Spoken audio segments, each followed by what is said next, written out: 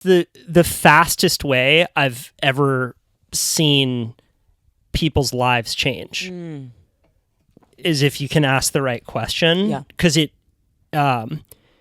there's actually a part of my book where I talk about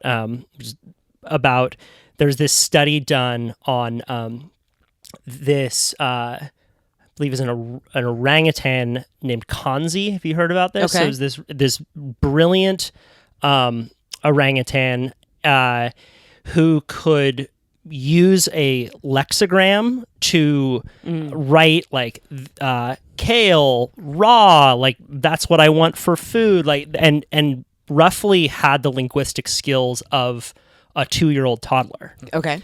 But the primary difference cognitively between a 2-year-old toddler and an orangutan or any other primates that we know of is that a 2-year-old toddler can make requests for information. Mm-hmm. So a primary difference between humans and other primates is our ability to wonder and ask questions.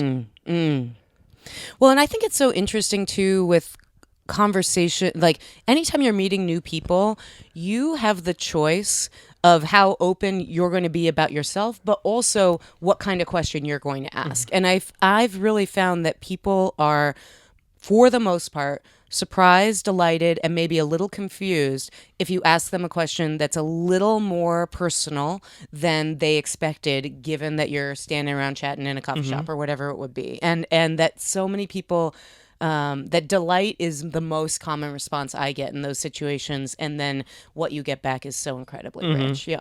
So you said that you've honed a few of these questions that you kind of have in your back pocket for random encounters, whether it be with someone at the airport or someone you just bump into, or maybe a group setting. If you're curating an event and you start with a question, do any good ones come to mind?